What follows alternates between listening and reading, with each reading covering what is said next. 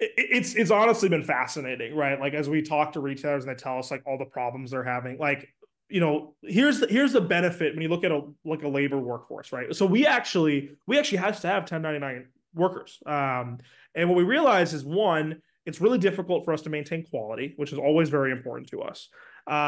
Two, it's very difficult for us to maintain timing, right? So Hmm. what happens when you send an order to any of these on-demand providers is it kind of goes out into the ether, and there needs to be enough marketplace liquidity that someone will pick it up, right? And if someone doesn't, they'll continue to increase the batch rate until someone does pick it up, right? That's how these marketplace businesses work. That doesn't work for a business where the order has to be delivered between the 2 and 3 o'clock window, right? Like we can't afford for someone not to pick the order or not to show up at the store, right? Right. So by creating the W2 workforce, we've been able to create reliability, right? So from a store perspective, and this has been really interesting, right? The same people from Buncha show up for all the windows. Hmm. So you're not dealing with different kind of contractors. If we work with you store, you're going to get the same team of 4 to 5 drivers that your store is going to know. And so we, like, for example, we had an issue the other day where our driver forgot one of the orders in the truck. And so the store called him directly, because we have a support line for the Hmm. driver. The driver's like, oh, okay, I'll go deliver it. Went, delivered it back, issue resolved, right? You're not going through support to massive. Yeah.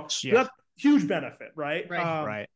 Obviously, the challenges are it's more expensive, but we offset that with batching. So that's why Yeah. we say, hey, we want to have at least 5 orders on this batch to make it make sense for us to send a driver out there and articulate and deliver those orders. So I think, yeah, the reliability has been one thing, and then also just the experience. We really train our drivers exceptionally well. I think we end up admitting like 1 to 2% of all drivers. And by the way, we don't need a ton of drivers, right? Because everything's batched. So we have Hmm. a really tight network of drivers.